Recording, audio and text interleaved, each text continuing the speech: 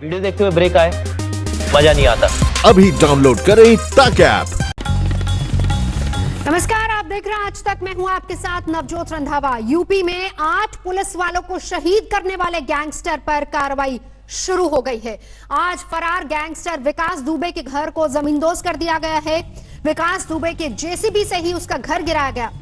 आरोप है कि फरार गैंगस्टर ने जमीन कब्जा कर गैर कानूनी तरीके से घर खड़ा किया था और इससे पहले लखीमपुर में विकास दुबे की तलाश के लिए पोस्टर लगाए गए। पुलिस को विकास दुबे के नेपाल भागने का भी शक है। यूपी पुलिस की 20 टीमें लगातार विकास दुबे की तलाश में छापामारी कर रही हैं।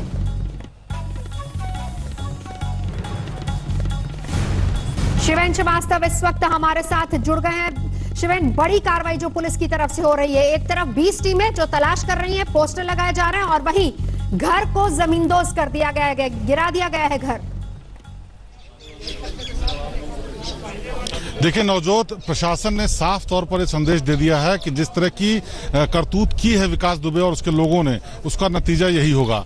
इसी का नजारा आपको दिखाता हूं कि ये वो घर है जो एक टाइम यहां पर खौफ का प्रतीक माना जाता था। कोई उसके खिलाफ नहीं बोलता था और यहीं से वो अपने तमाम नेटवर्क का संचालन करता था।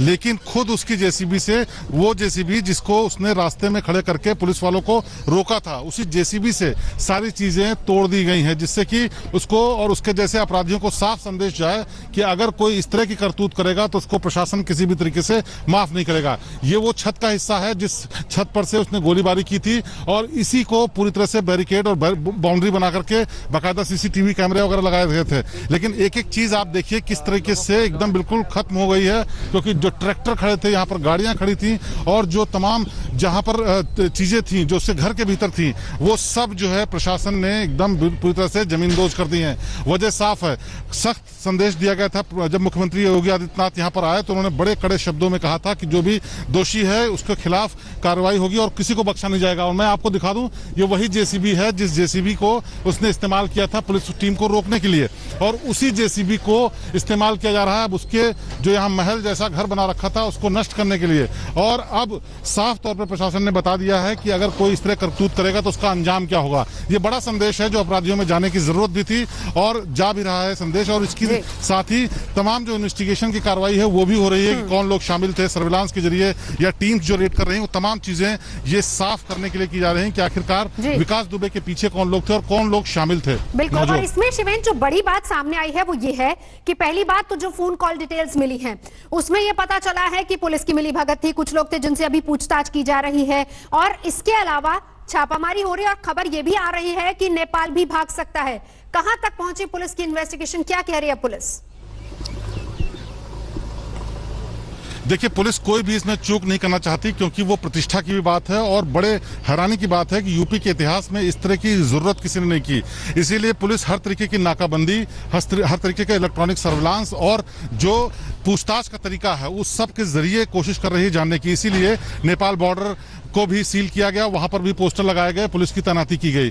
जिले से बाहर जाने के जितने भी रास्ते हैं उनकी नाकेबंदी की गई है। सबकी पूछताछ करने के बाद ही बाहर आने या जाने दिया जा रहा है। और इस बीच जो विकास दुबे के साथ जुड़े हुए लोग थे उन तमाम लोगों को पूछताछ के लिए उठाया गया है, जिससे कि कहां है वो उसके बारे में कुछ भी जानकारी मिल सके। हम आपको ये भी बता दें कि टीमें इतनी ज्यादा बनाई गई हैं कि जितने भी जानकार लोग थे उन तक जल्द से जल्द पहुंचा जा सके, इसकी कोशिश की जा रही है। इसीलिए कल रात से ही छापेमारी की कार्रवाई चल रही है। उसके परिवार वाले, रिश्तेदार जिनके साथ वो बिजनेस करता था, उन सब के साथ पूछताछ की जा रही है। और एक और अहम बात कि विकास दुबे से जुड़े हुए सिर्फ प्रॉपर्टीज की ही नहीं बल्कि उसके जो बैंक खाते हैं, बल्कि उसकी जो तमाम लेन देन के हिसाब किताब थे, उन सब की भी जांच की जा रही है कि आखिरकार उसने पिछले 20 साल में अपराध के रिकॉर्ड के साथ साथ अपनी अकूत संपत्ति बनाई कैसे। इसी का नतीजा है कि जिस हम प्रांगण में खड़े हुए हैं वो गांव का सबसे बड़ा और सबसे आलीशान घर माना जाता था, जहां से वो अपनी पूरी दबंगई, पूरी बदमाशी को अंजाम देता था। लेकिन आज प्रशासन ने साफ संदेश दे दिया, बता दिया कि आखिरकार इस तरह की करतूत, इस तरह की हरकत का अंजाम क्या होता है। और इसी का नजारा आपको देखने को मिल रहा है। ये बाउंड्री जिस पर उसने सीसीटीवी कैमरे लगा रखे थे, ये वो जगह है जहां पर उसने ग्रिल से पूरी तरह से अपने आप को किले नुमा तब्दील कर रखा था ताकि कोई आ न सके, कोई खतरा न पैदा हो। उस सब को ढहा दिया गया है। यही हाल घर के भीतर है, चाहे वो कमरे हो, चाहे वो किचन हो, सब हिस्सों को न पुलिस ने सिर्फ तलाशी ली बल्कि सारे चीजों को तोड़ दिया गया है, जिससे फिर से एक बार जो विकास दुबे है वैसा अपराधी पनपने न पाए। हालांकि ये कहना मुश्किल मुश्किल है, लेकिन ये संदेश जो अपराधियों के बीच में गया है वाकई बड़ा संदेश है, जिससे साफ हो गया है कि योगी आदित्यनाथ की सरकार या मुख्यमंत्री खुद आने के बाद जिस तरह से निर्देश देते हैं उसके बाद किस तरह से प्रशासन अंजाम देता है। बिल्कुल शिवेंद्र, रहिए हमारे साथ। शिवेंद्र हमारे सहयोगी पूरी जानकारी हमें दे रहे हैं लगातार, और आप इन तस्वीरों को देखिए। ये वो गाड़ियां हैं जो कि उसके प्रांगण में खड़ी हुई थी, उस घर के अंदर खड़ी हुई थी। न सिर्फ घर को जमींदोज किया है बल्कि गाड़ियों को भी नेस्तनाबूद कर दिया है, गाड़ियों को पूरी तरह से तोड़ दिया गया। जेसीबी, वही जेसीबी है जिससे रास्ता रोका गया था पुलिस वालों का। घर में खड़े तमाम वाहन, चाहे वो ट्रैक्टर हो या बड़ी बड़ी गाड़ियां हो।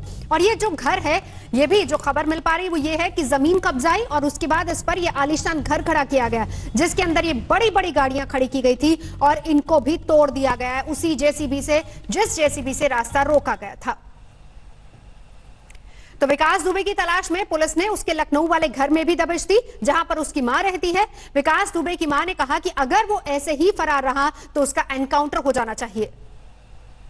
जहाँ का उन्हें अच्छाई चाहिए तो उन्हें हाजिर हो जाओ चाहिए खुदा है, ना तो पुलिस का ढूंढ नहीं सकते हैं।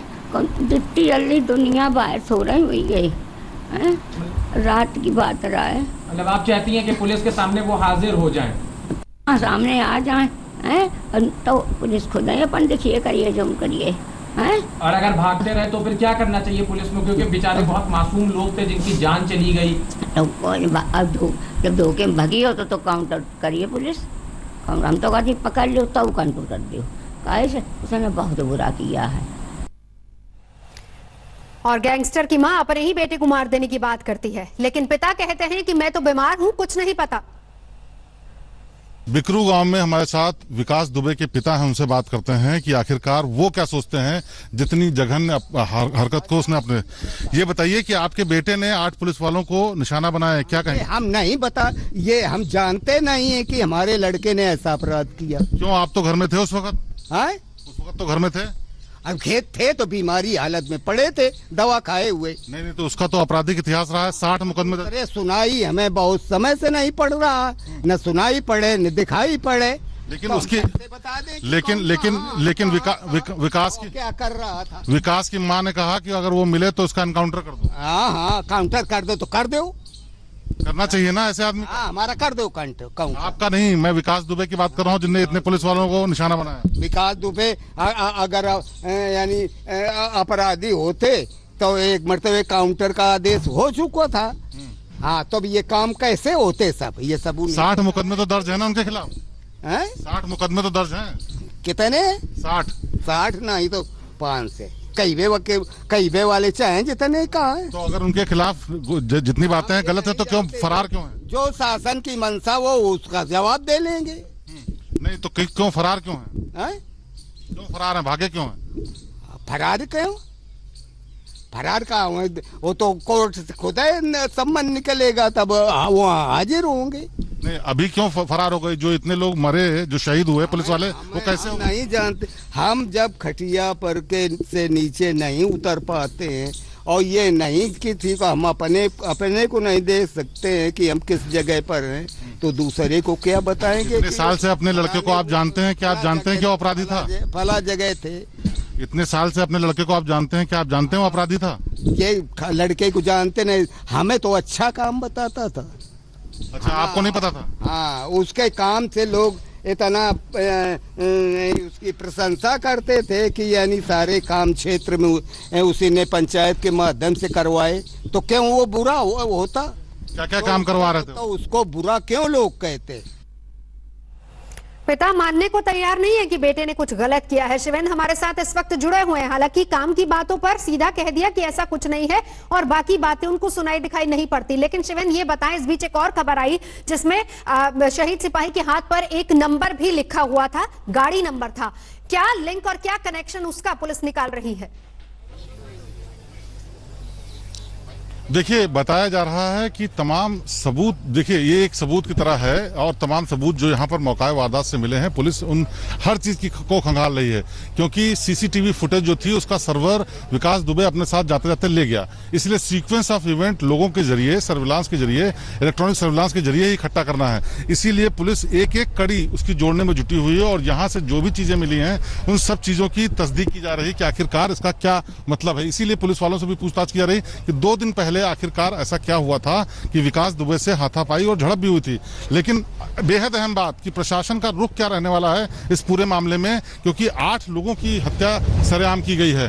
तो प्रशासन किसी भी सूरत में नहीं चाहता कि इसको एक उदाहरण की तरह न पेश किया जाए, इसीलिए हर एक चीज को जो विकास दुबे से जुड़ी हुई है उसको खत्म करने का काम किया जा रहा है। और आप देख सकते हैं ये जो बिल्डिंग का किनारे का हिस्सा जो इसको तोड़ा जा रहा है, ये बहुत पुराना हिस्सा है जो कि जेसीबी से तोड़ा जा रहा है। और खास बात यह है कि ये उसी जेसीबी का इस्तेमाल किया जा रहा है जिसके जरिए उसने पुलिस को एम्बुश किया था। और इस तरीके से पूरे घर को इस तरह बिल्कुल जमींदोज कर दिया गया है, जिससे कि एक साफ मैसेज जाए। ये गाड़ियां जो खड़ी हुई हैं ये सब नई गाड़ियां फॉर्च्यूनर और स्कॉर्पियो गाड़ियां थी, जिससे वो अपने काफिले को लेकर चलता था। उसको भी पुलिस ने यहाँ पर नष्ट किया है, जिससे कि ये आगे इस्तेमाल ना हो सके।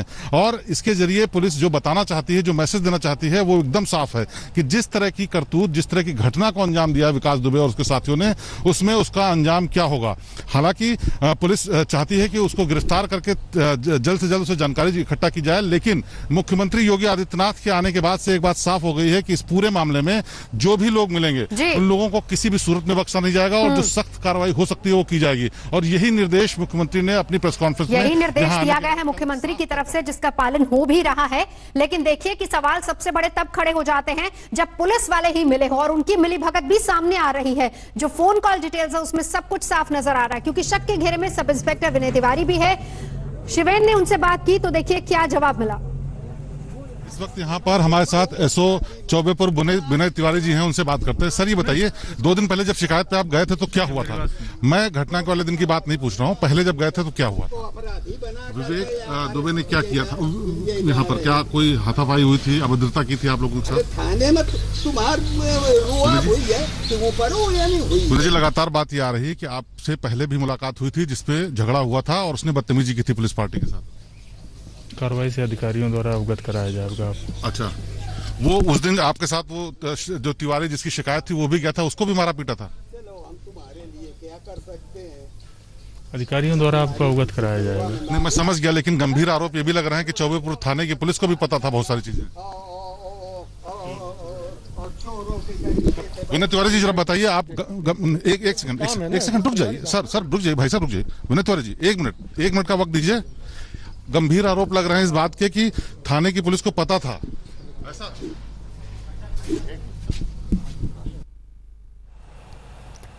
तो इसमें कोई दो राय नहीं है, क्योंकि जिस तरीके से सवालों के जवाब देने से इनकार किया, भागते नजर आए, उसमें साफ है कि कहीं ना कहीं पुलिस की मिलीभगत सामने आ रही है। अधिकारी जवाब देंगे ऐसा ही जवाब दिया। सर, यूपी के मुख्यमंत्री योगी आदित्यनाथ ने कानपुर पहुंचकर शहीद पुलिस वालों को श्रद्धांजलि दी, साथ ही दोषियों पर सख्त कार्रवाई की बात भी कही है।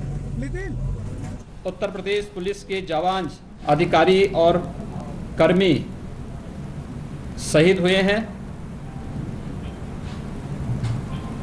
साथ ही साथ जिसमें 6 पुलिसकर्मी हैं और 1 होमगार्ड का जवान है, ये घायल हुए हैं। घटना अत्यंत दुखद है। रात्रि में घटना घटित होने के तत्काल बाद से ही वरिष्ठ पुलिस और प्रशासनिक अधिकारी इस पूरी घटना को अंजाम देने वाले अपराधियों के खिलाफ कार्रवाई करने के लिए लगातार छापेमारी कर रही है। इस पूरी घटना के लिए जिम्मेदार किसी भी अपराधी को बख्शा नहीं जाएगा। पुलिस के अपने जवानों के शहादत और उनके बलिदान। नमस्कार, मैं हूं अंजना ओम कश्यप। हमें उम्मीद है ये वीडियो आपको पसंद आया होगा। लेटेस्ट खबरों के लिए यूं ही देखते रहिए आज तक, और इस वीडियो के पसंद आने पर लाइक, शेयर एंड सब्सक्राइब करना ना भूलें।